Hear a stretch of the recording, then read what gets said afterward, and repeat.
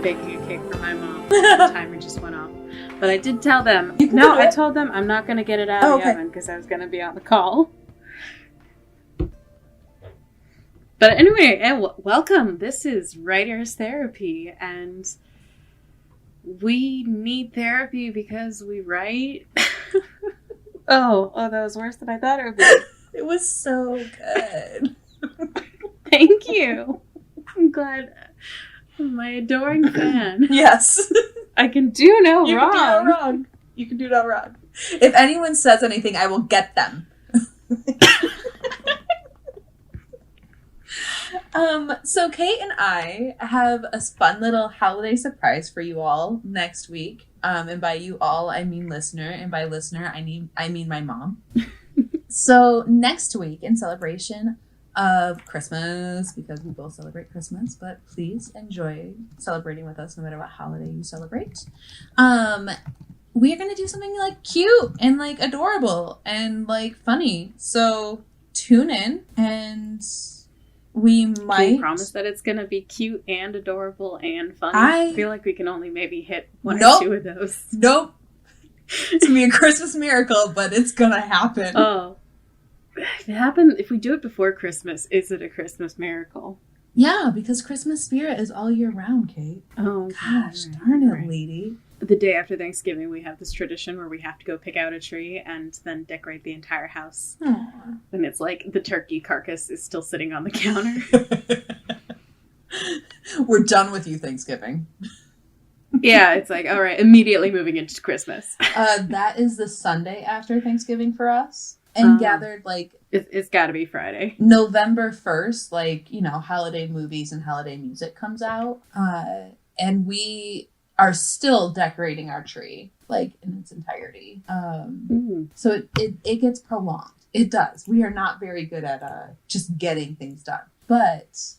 yeah, it's Sunday for us. We go out and we get our tree, and I made the pot pie, like the Thanksgiving leftover pot pie today. And it's so cute. If anyone wants to go to my Instagram and see how cute it is, because it turns out I'm becoming an expert at making pies. I even put a shooting star on. Ooh, I know! That's cute.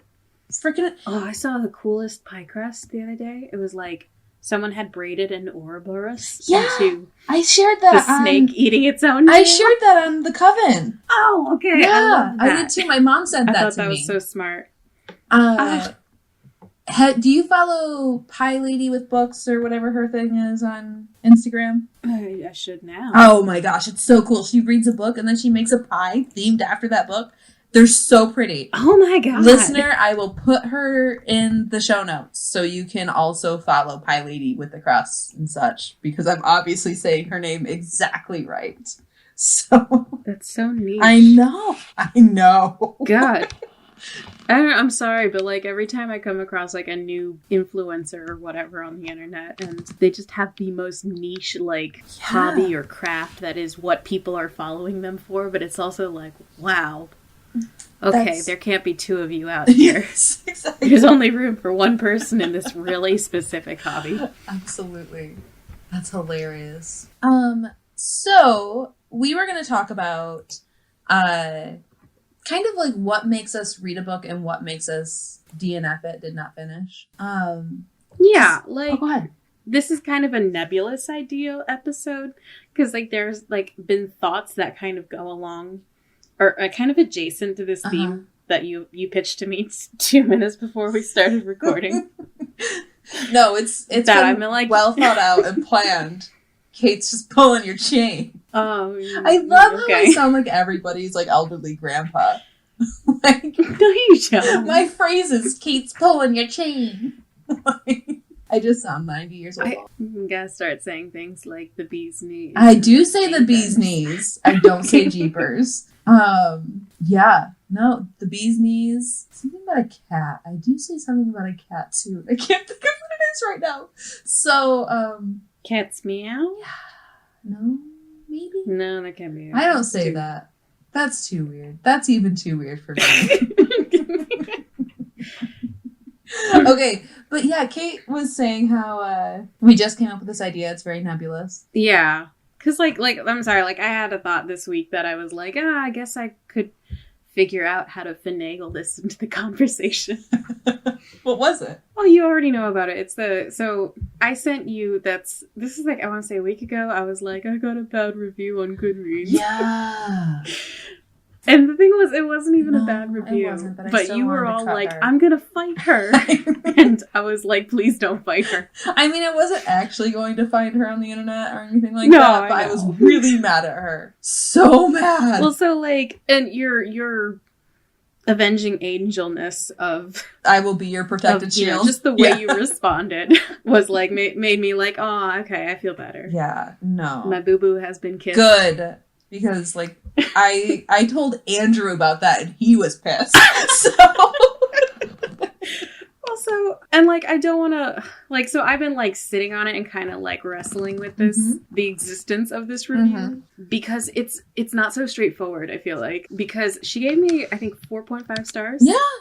For the book. Yeah, she liked it. And then, freaking a-hole. And then the first thing she wrote in her review is, first of all, this isn't well written. And then, second of all, you will love it. Yeah. It was like someone like gut checked me and then went on to like sing praises, and I was like, what? I'm so confused about how to feel. It is like a confusing kind of thing, but like I've been kind of sitting with it and kind of wrestling with it, and I'm like, no, I think I have had that kind of reaction to things that I like, media that I've consumed before, like and you know, I've been like trying to figure out. I'm sorry, I just completely no, I'm here for it.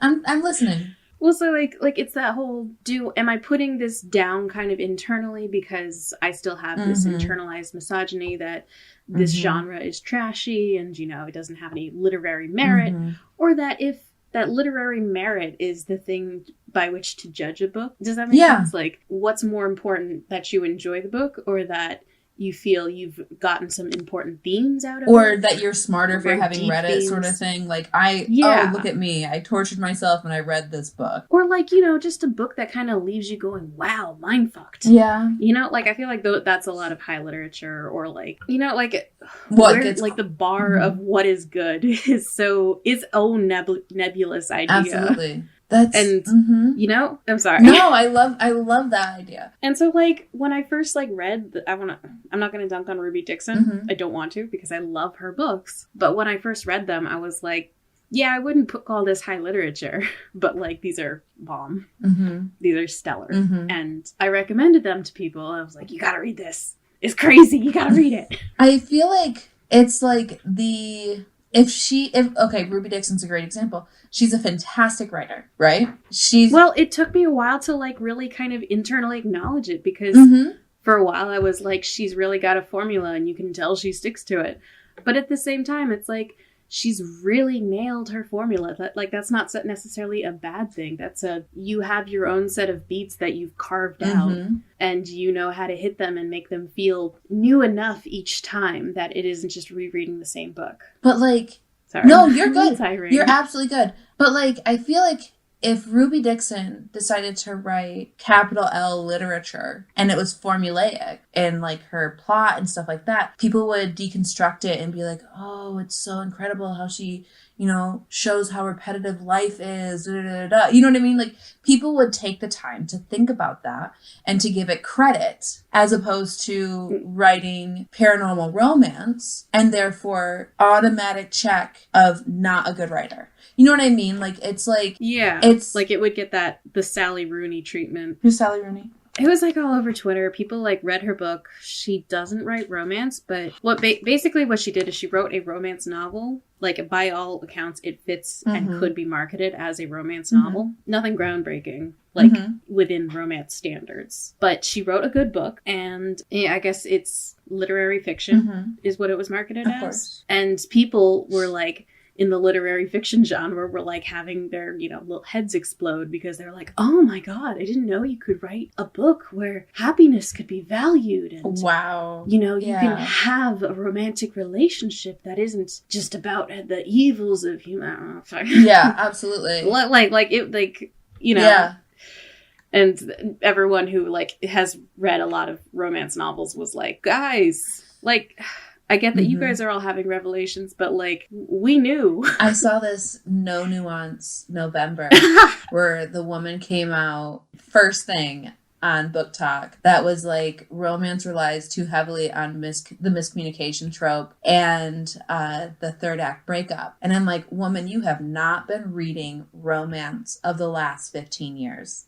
You know what I mean? Like I won't even give her the last 10 years. Like, you were reading romance in the 90s, and like it has evolved. It has evolved, and it's like, I feel like you're definitely just not reading it wide enough. Yeah. If that makes sense. Because if you just simply pick a new author, and you'll probably find new takes on new tropes. Absolutely. And hell, if you break out of, just stop reading traditionally published books, if you read a few indie published books or self-published books, those are complete, like even, I mean, I would even go as far as like traditional published in the last 5 years, right? Like, yeah. I mean, Talia Hibbert, you're going to tell me that woman is relying too heavily on miscommunication and the third act breakup? Were you not there for the rest of the book? I mean, she does such an incredible job, and so many other authors do. They address real life issues at a faster rate than any other genre. It just, like, this automatic dismissal of this entire genre is just mind-boggling to me. And, like, to hear a woman say it was even more like, ow, I would like you to be further along. And a woman that, like, is internalized misogyny. Well, and, like, I see her, and like, this is totally me projecting what I see her as, right? Like, I don't know if she would see herself this way, but I see her considering herself an intellectual. Deconstruct that nonsense, friend. Like, I consider myself an intellectual. That doesn't mean that, like, it doesn't mean that I can only value things that men, intellectuals, value, you know? Anyway. And I think, like, especially when you get just people who make being an intellectual like their entire identity. Cough, cough. I used to. Definitely me in high school. Yeah. Yeah. Well, so like, you feel like you can only gravitate towards interests that are intellectual. And so you immediately steer yourself away from things like romance. Well, and not just. And you will instantly put them down without knowing, anything about them. Yeah. Yeah. You're just going to put distance there because you don't want to not be validated in what you value. Yeah. Yeah, it was pretty frustrating. But I read this book recently, and I apologize. This author, as Kate has mentioned before, this author is alive. And it's not one of her more popular books, but I listened to it on Hoopla, and I was listening to it, and I'm like, there are so many things about this that are not working for me, right? And it was published, I think, in 2014, and so okay, so not even that long ago. Not that long ago, but man, there was quite a bit of misogyny in it, like just overt misogyny, overprotective older brother, and like the brother's friend that feels like he's betraying the brother by having a relationship with his sister, and like all of this stuff. And it's like, oh my God, I am just so not about this, right? But man, what she did right, she did really right. And so I finished it and I enjoyed it. It was just a very interesting exercise in like what I will forgive a book for in the name of like the things I really enjoy, right? Like, it had a tortured like past hero, and he was like super closed off, and like I am quite the fan of that trope. Oh man, give me a tortured hero. I love it. He was tortured just enough, but he wasn't an ass. So that's very important. It's very important, and it's kind of a hard line to draw. And so that was working really well. Their moments of heat between each other were working really well. It just was a very interesting read, for the sake that like the things I didn't enjoy about it are normally like, will not finish this book. I'm going to turn it off. I'm not going to listen. But the actual execution of it was like, this is just so well done. I need to know the end. Also, she was doing this thing where like, for most of the book, we're in the heroine's perspective in the present day, but in the hero's perspective 6 years before. And we don't know why we're in the hero's perspective 6 years before. And it took... Oh, gosh! So, we have to figure out how to edit what just happens. Yeah. My daughter came downstairs and then kneed a giant door And that separates like our finished part of our basement to the not finished part of our basement. And she scraped her knee. it sounded much more And then dramatic. she screamed. I thought she fell She down the screamed whole for a staircase. long time. I was like, oh my god. You also thought I was a monster. You No, were like, is she okay? I'm like, yeah, she's fine. No, I was just like, oh, that's a scream. What happened? I don't know what your house looks like. So I'm like, I'm imagining a staircase because I know you're in the basement, and that's as far as I got. Yeah, she got to the bottom of the stairs and then kneed the crap out of this 300-pound door. Oh my god. And she did scrape her knee. Like, it hurt. Mm-hmm. But, like, oof, she felt very strongly about it hurting. So. You know, sometimes you gotta... Sometimes you just gotta scream it out. Yeah, you just gotta scream it out. And of course now it's like, okay, I don't know what I was saying. It was something about that book and like, well, so how, oh right, I was talking about how, it went back and forth in time. Yeah. And so it took me a while to be invested in the story he was telling because, I'm like, I just been like teleported out of like the story I'm invested in. And now you're telling me to be invested in this other story when the only character that I know is him, and he's 6 years younger. And like, it was a lot. It was a lot. And again, like things that I would normally be like, yeah, this isn't working for me. But her writing was really good. And the way she like was putting together her story was really, I cared, right? So the things I would have normally DNF'd it for, I mean, she was so effective in them, right? That I finished it, and like I said, I enjoyed it. I would never recommend it, but like, it was really, like, it was an interesting reading experience. Yeah, because I remember you going like, I don't know if I want to stop reading this or because I have to keep reading it. It's so compelling. I had to know what happened up until, like, the character that he was 6 years before. Like, you can see how he is, like, the shell of that character 6 years later, right? Mm-hmm. So, like, that became the interesting part of reading it, was watching him and being like, what made you this way, right? Yeah. And so I had to know what made him that way. I was super invested in... I wasn't super invested. I was invested enough in his relationship with the heroine. Because that was another thing that it didn't do as well as I would like it to, where she's interested in him, and I'm like, but why? Right? Like, he's hot. Mm-hmm. What else has got? Right? Like, what else of interest is it? Like, of course he's hot. Congratulations. Like, what else? Why do I care about him? And why would she want to be in a relationship with him? Right? Yeah. Like, he's given her nothing except for grief. That is a big thing for me as a reader, is like, why do I care about these two people falling in love? Well, and so I think kind of going along with what we were talking about before was like, I think there's such a wide, it's like there's so many things you can like in a book and so many things you can dislike in a book and then there's so many different people, like just so many people who will react to the same things you reacted to in different ways. So like maybe all the things you thought worked, they'll think though that didn't work, and they think all the things you thought didn't work did work, you know, like, and there's just an endless variety of that. And you know, like, it's like when anyone like trashes a trope, yeah, and it's like, well, you just don't that's like one of my that favorite trope. tropes. I love that. Yeah, trope. You just don't like that trope. Exactly. We just said the like, same I recently thing saw. twice. your husband's gonna listen to this and he goes, God, you're just talking over each other, saying the exact same things. I get it, you agree, listener.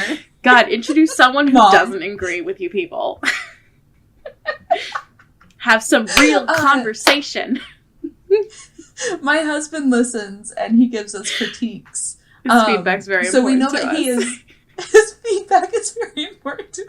We have not He's so adjusted in any way, but It's very precious to us. But we hear him, and I think that's important. So, but like, it was so funny because like he listened to it, and then he was giving me feedback, and it was only the first 2 episodes that were out, and I was like, dude, give us a minute, right? And because we weren't good at it yet. I'm not saying that we're good at it now either, but now we've got this down. Oh no, like oof, feather in our cap. I'll tell you what. It's a feather, but I don't know for what. 90-year-old grandpa. Jeez Louise. Jeepers. You know, we are the cat's meow. We are, we are. And that's not too weird. That is not too weird to say. My cat is currently meowing, so. Aww. I think I have it on good authority. But yeah, so I was like, hey, and this is like the next day or something. Hey, you gave feedback, you gave critiques, and I just wanted to say thank you. And he was like, you did not seem like you appreciated it when I gave it. I was like, well, I can see why you would think that. Well, I didn't. But yeah, we do hear him, and his thoughts are valid. When you hear him, I see what you choose to convey to me. I think I've given you all of his critiques. Just the important stuff. Has he said stop talking about cars yet? No, he has not. He has not policed any of our content. Oh, okay. It is just the delivery of the content. And he's going to love this part right here where we talk about him for 5 minutes. He loves when people talk about him. Oh, good. We'll make sure to have a segment on it every week. What is Andrew doing this week? Andrew Thought Corner. It'll have its own theme song. Which will not be copywritten in any way. Oh, yeah. Because that is apparently what I do, is you say theme song, and I'm like, oh, well, here's this jingle right off the top of my head. You were going to that I've never heard on commercial. I was, too. Which one? It was one that I've done before. The McDonald's one! With the McDonald's one, which Jude calls the tall sign with the yellow hills. Oh. Yep, commercials are just like in your brain, man. Yeah, the 1-800-885 lives in my head rent free. What? 1-800-885. No, I'm singing it wrong. That is hilarious. See, I try on purpose to sing a commercial, and it just sounds completely not like it, and you try to sing something that isn't a commercial, and you end up singing a commercial. Yep. We're good at this. Oh, we're so profesh. So profesh. Oh, okay, so we had like a talk about actually getting microphones for this like long time ago. That is something Andrew's like, the sound quality. Like, there's a buzzing. I can hear a buzzing. Oh, okay. Yeah. So I don't know what he's talking about because I've listened to it and I don't hear a buzzing. But well, so Austin, so he wanted to. We made a trip to Best Buy, and then like I saw like there's like a stand where it had a bunch of like microphone equipment kind of stuff, and I looked at it, and then I was like, oh yeah, I was gonna buy myself a microphone at some point because my Aunt Rosemary needed one, and she needed it for like a one-time use. But I was like, oh, I can justify it to myself better if like there's a secondary purpose for it. And then he was like, I need you to stop your train of thought right now because you're gonna ruin Christmas. You're gonna just walk out with a microphone? No, because he had already bought me a Christmas present and it was a microphone. And then I was like, hilarious. Oh, well, that secret lasted 2 days. Because I just ended up guessing job, it. Austin. Freaking sweetheart. He is really good at like seeing a need and like fulfilling a need. Oh yeah. But that's a really good suggestion for Christmas for me too. Yeah, so you go plant that seed. I didn't think about that. Chances are I'm gonna tell Andrew, he's gonna be like, yeah, I know. It's gonna be a similar situation. Well, we can't wait for this episode Austin to drop. This will take. I know. This is probably going to post after Christmas, actually. No, this one has to post before because we gave them the warning that we're going to have fun stuff next week. Oh, that means I need to edit it that soon. Yeah, it needs to post on the 13th. Okay. Then you're going to need to be on my ass about this one. And then I'll be on your ass about the next one. And then the next one. Oh. I mean, we have a lead time. We do have... Listener, congratulations. Congratulations. You've made it past the regular episode and to the part where we just plan how to do this on air like dummies. Like dummies, so profesh. Is there anything else you want to wrap up about, like, what we actually intended to talk about? Like, as far as... because our topic idea was so nebulous, I'm just trying to, like, tie it together with... I don't know, like, if you're struggling with the idea of writing well, and then, like, I feel like there's a lot of more dimensions to writing well than you might be considering. Mm-hmm. Because there's hitting your tropes, there's hitting good moments, hitting your beats, having good one-liners. There's making your readers care. That too. I was getting to that. Oh, yeah. No, I totally and forgot I about patiently that. waited for your point. Okay. No, I'm glad you added it. I was like, oh, wait. Because I was just talking about, like, technical things, and then you were like, making readers care. I'm like, oh, yeah, it's got to be heartfelt, too. Yeah. Well, because there's plenty of, like, really well-selling series that I did not connect to, but, like, made such a strong impression on so many people. And then other series that I connected really strongly to and really cared, like The Hunger Games, right? I loved that series. I loved it. And, like, it's kind of a reread yearly for me. And if it's not a reread yearly, it's a rewatch yearly. And I was pulling for PETA every step of the way. And, like, I know we have a friend that was like, that doesn't make any sense. PETA doesn't make any sense, right? And I'm like, wow, it's just such a different reading experience, right? Yeah. Like, whatever those characters mean to her, they mean something different to me. And it's just... I don't know, and there's just, like, a lot of different ways for a book to be good. Like, I'm reading the second book of Clan of the Cave Bear, Valley of the Horses. Okay. And so, like, every time I read one of these books, this is just the second time of reading one of these books. But they're such long books. That's why it feels like you've read 10. And it's just kind of like a day in the life, right? Like a slice of life sort of They are story. Very beat by beat, like every moment is accounted for. Wow. Yeah.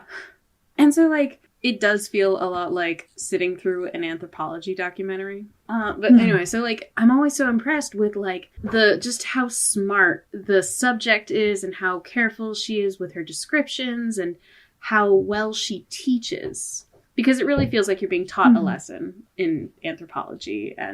But that's very cool. It's also, there's a lot of it that, like, in other narrative fiction, I wouldn't give it points for. Does that make sense?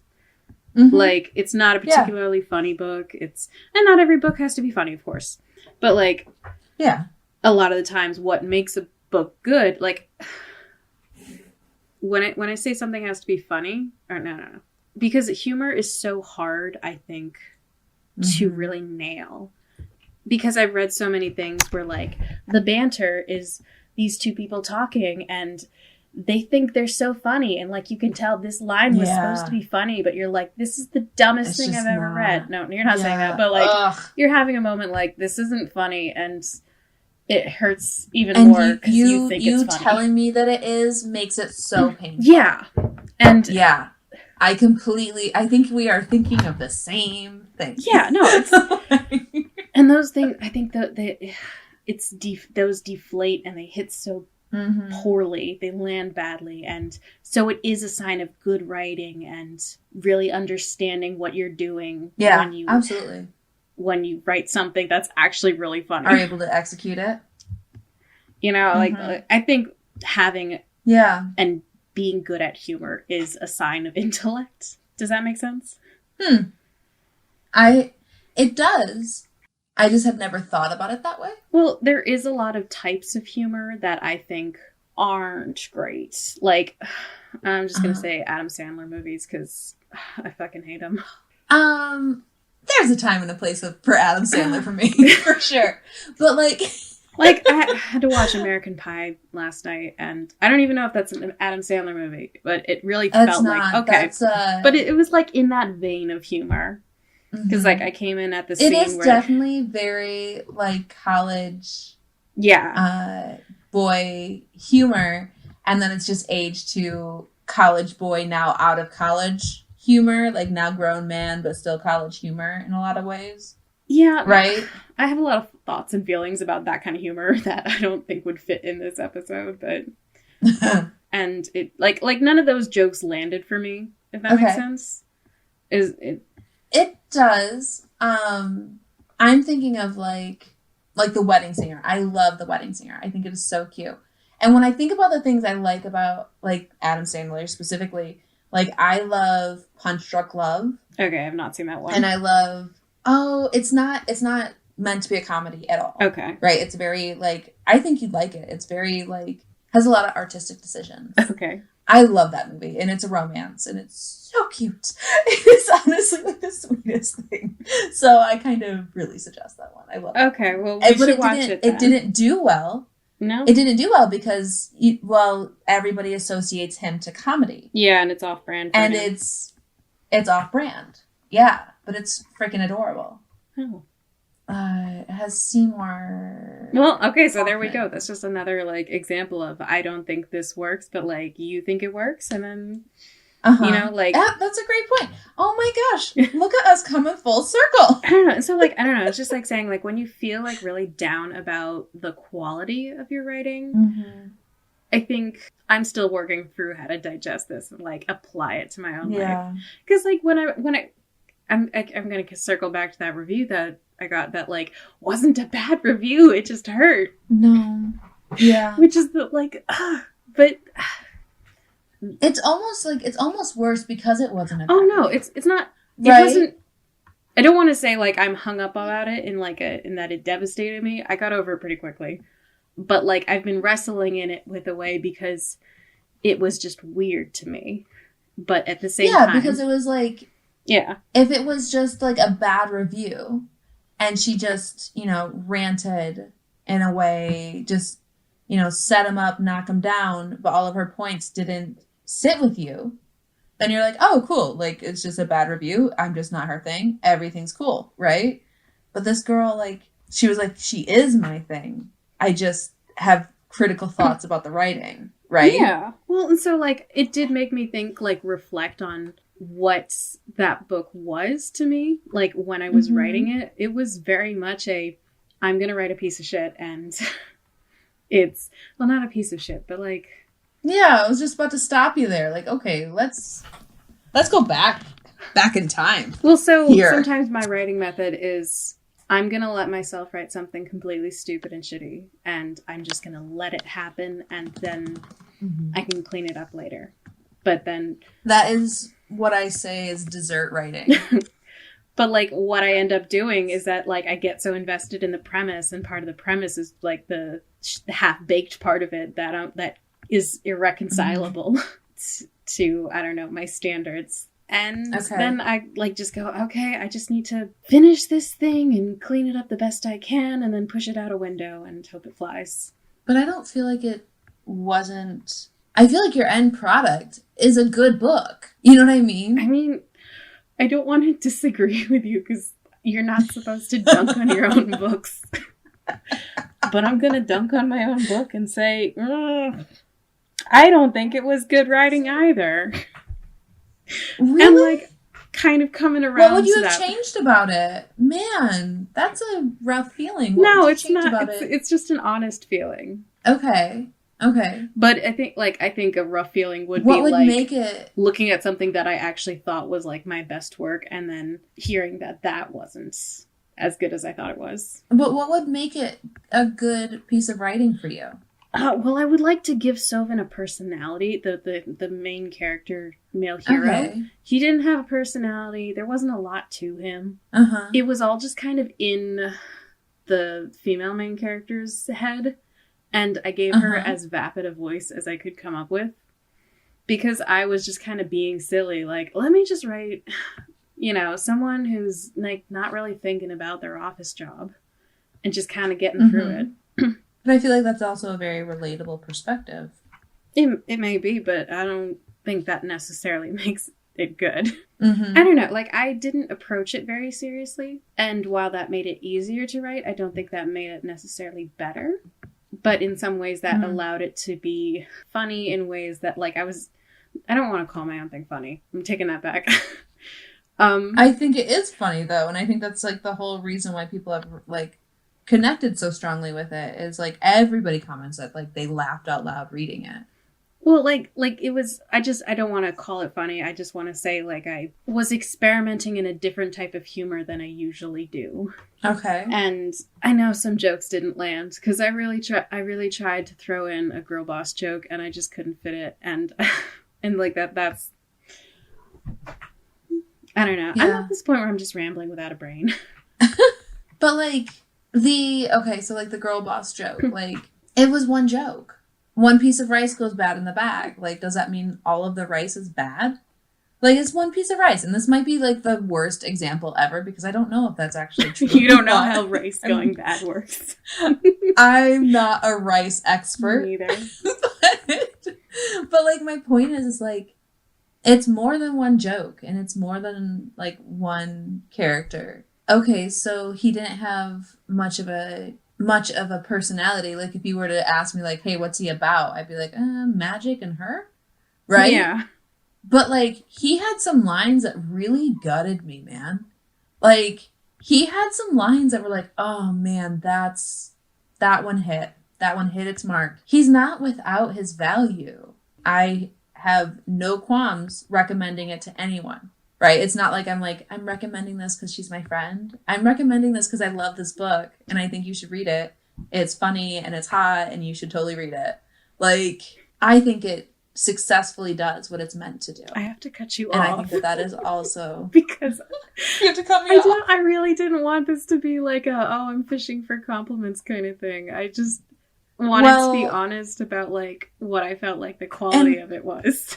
And that's fair, but I don't feel like you're fishing for compliments. Okay. And I'm sorry if I made you feel that way. No, I just didn't. Oh God, the listener. But, like, what are they gonna think of me? Listener, this bitch. What you're gonna think is that sometimes you need a friend, and, like, that's what we're here for. Yes, you are. Because we need therapy sometimes. You like, prop up my self-esteem like nobody else. Not even me. I love you. I love you, and I am happy to do it. Oh, we're in love. And we're in love.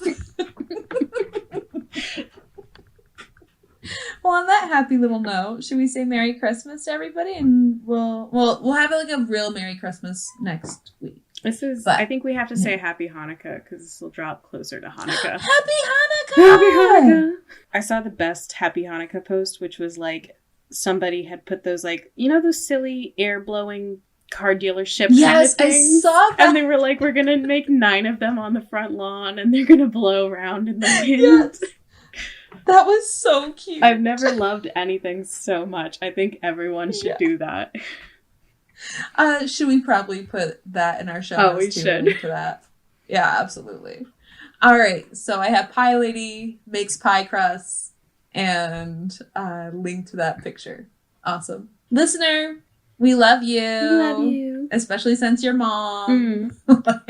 Hi, Marty's mom. Hi. Oh, Kate, did I tell you I told Mom to read your book? Oh, no! I figured you'd have that response.